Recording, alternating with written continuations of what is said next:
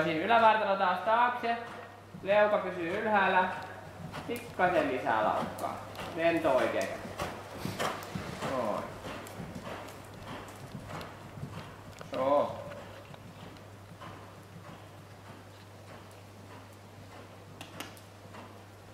Kato, ettei jää niinku ridaa vaan vasenta ohjaa tässä vasemmassa kierroksessa, vaan niinku suoristat sitä vähän noin. Ja kato, et se ei tuu poikittain. Se on niinku kaiken kaikkiaan haluton taipumus ne oikein. Sen takia se tässä vasemmassa kierroksessa käy usein niin, että se on takaa sisällä. Kun se vastustaa viimeiseen asti niinku sitä, että se tulee oikealle ohjaajalle läpi, se väistää sitä vaan niinku vasemmalle kaareen. Noin. Vähän aktivoit sitä. Noin, hyvä. Tää on ihan vähän lyhyemmät ohjat.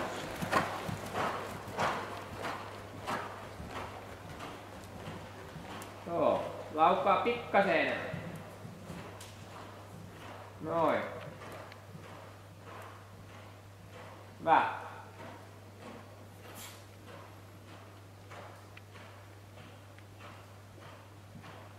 Joo. No niin. Ja tuut raaviin.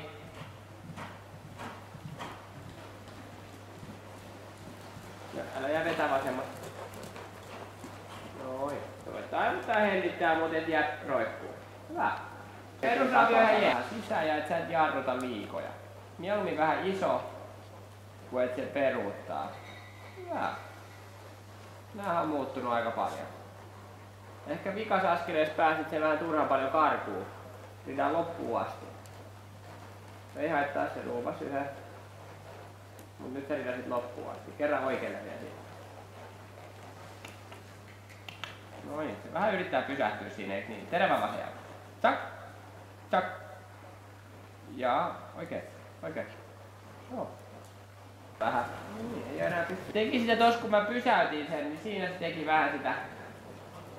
Mutta sit se ei tehnyt sitä niin paljon kun mä ridasin. Eikä nyt alussa sunkalkaan, mutta nyt se alkaa vähän lisää sitä. Vaikka sit se väsyy vähän nyt.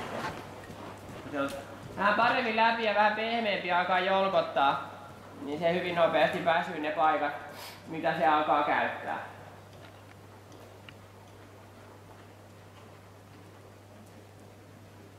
Ja sit ylävartalo takaleuka ylhäällä. Ja lähdetään ottaa laukkaa vähän näin päin.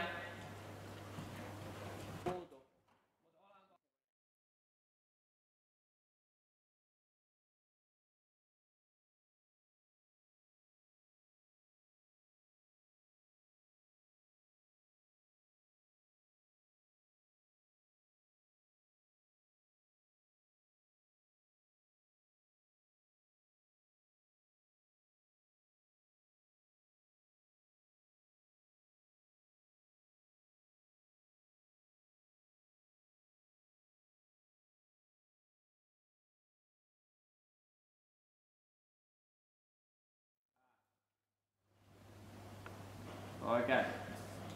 Ja voit alkaa keventää sen kanssa. Vähän silleen vähän epämarva fiilis.